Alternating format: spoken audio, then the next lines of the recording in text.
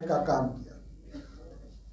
लालू प्रसाद जी को 1990 के दौर में बिहार का मुख्यमंत्री बनाने का काम किया और नीतीश बाबू ने लवकुश जो 1994 में बना था, नीतीश बाबू को 5 बार, एक बार नहीं 5 बार मुख्यमंत्री भाजपा के सहयोग से बने। साथियों, ये काम भारतीय जनता पार्टी ने किया और भारतीय जनता पार्टी का स्पष्ट मानना है कि भारतीय जनता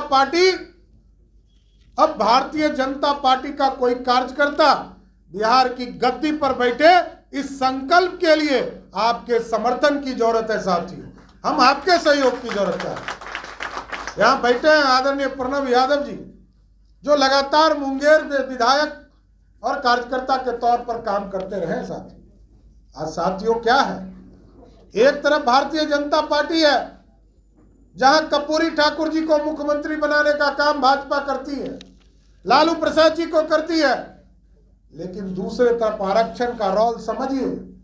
लालू जी रोज हल्ला करते हैं कि आरक्षण जब तक मैं हूं तब तक आरक्षण घटने नहीं दूंगा, लेकिन आप पूछिएगा कभी कोई राजद के कार्यकर्ता आपके बीच में आते होंगे। लालू जी 15 साल तक बिहार के मुख्यमंत्री के तौर पर रहे। वो और उनकी पत्नी श्रीमती राबड़ी देवी कभी आरक्षण देने का काम किसी वर्ग को नहीं किया, ना अति पिछड़ा को, ना दलित समाज को, ना उच्च जाति के गरीब को, ना ओबीसी वर्ग को। साथी, एक वर्ग नहीं जिसको 15 वर्ष तक लालू जी किसी एक वर्ग को आरक्षण नहीं दिया। साथी, लेकिन जब जब भाजपा का आरक्षण का मॉडल आया, चाहे वो कर्पूरी ठाकुर जी, सरदेव कर्पूरी ठाकुर जी का राज हो, तब भी जो 20% अति पिछड़ों को आरक्षण देने का काम किया गया, तब भी भाजपा जनसंघ सहयोग कर रही थी। मंडल कमीशन आया। साथियों, राहुल गांधी जी बड़ी बड़ी बात करते हैं। राहुल गांधी जी कहते हैं कि आज ओबीसी का 3 बेटा ही देश का सेक्रेटरी है। इसके लिए कौन पाप किया? इसके लिए पाप राजीव गांधी जी ने किया। इसके लिए पाप किसने किया? श्रीमती इंदिरा गांधी ने किया और उनके परदादा पंडित नेहरू ने किया। यदि इन लोगों ने आरक्षण आज से 50 साल पहले दिया होता तो आज देश में सेक्रेटरी आधा से अधिक ओबीसी समाज से होता। साथ तो आज कांग्रेस पार्टी कितने चीजों के लिए माफी मांगेगी और कितने पाप को कहेगा?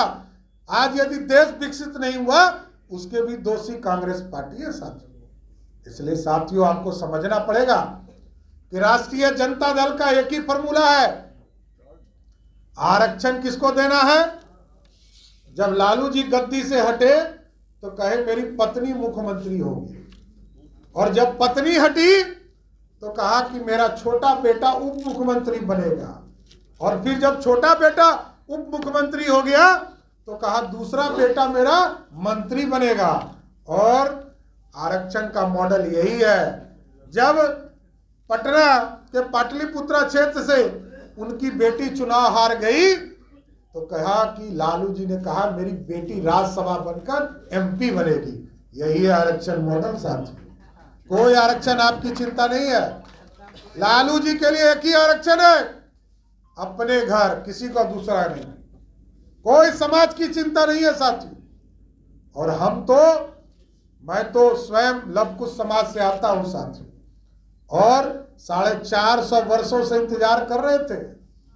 जिस तरह टेम्पोररी कंस्ट्रक्शन में भी आप बैठे हैं ना, उसी तरह प्रभु श्री राम 450 वर्षों से इंतजार कर रहे थे। कोई भगरत आए, हमको भी एक भव्य राम मंदिर की ओर ले जाए। 450 वर्षों तक हिंदू समाज, सनातन समाज लड़ता रहा। हम लोअर कोर्ट लड़े, हाई कोर्ट लड़े, सुप्रीम कोर्ट लड़े, विश्व हिंदू परिषद संघ के लोग लड़ते रहे। और भाजपा ने जब 1989 के बाद संकल्प लिया कि हम राम मंदिर वहीं बनाएंगे, रोज हम लोगों से पूछा जाता था चुनाव में कि राम मंदिर वहीं बनेगा, और भाजपा वाले तारीख नहीं बताएंगे। आज साथियों, हमारे पूर्वज, हमारे आराध्य और इस भारत के जो भगवान है प्रभु श्री राम, उनका 22 जनवरी को भव्य राम मंदिर में स्थापित करने का काम किया गया है। और एकदम स्पष्ट है, मैं प्रगति पैनोरमा ग्रुप, जो सोचता है वो करता है। ये लो मुंह मीठा करो, आज मैंने अपना जॉब छोड़ दिया, अब हम पूर्णिया वापस जाएंगे। जॉब छोड़ दिया है? मतलब ये घर कैसे चलेगा, हम करेंगे क्या, और माँ बाबूजी क्या बोलेंगे? इसलिए मैं एक और मिठाई का डब्बा लाया, अपने बिजनेस के लिए लोन अप्रूव हो गया। अरे लोन अप्रूव हो गया वो तो ठीक है, लेकिन पूर्णिया में हम रहेंगे कहाँ? अपना घर भी तो नहीं है वहां। इसलिए तो एक और मिठाई का डब्बा अलग से लाया हूं। हमने पूर्णिया में घर ले लिया है, पूर्णिया के ई होम्स पैनोरमा में। पूर्णिया में पैनोरमा ग्रुप लेकर आए हैं ई होम्स पैनोरमा। बड़ा घर, आलीशान जिंदगी और अत्याधुनिक सुविधाओं के संग। अरे अरे, अब क्यों मुंह मीठा करवा रही हो? क्योंकि हम घर वापसी जो कर रहे हैं। घर वापसी की खुशी पूर्णिया में ई होम्स पैनोरमा के संग। E Homes Panorama, luxurious lifestyle redefined.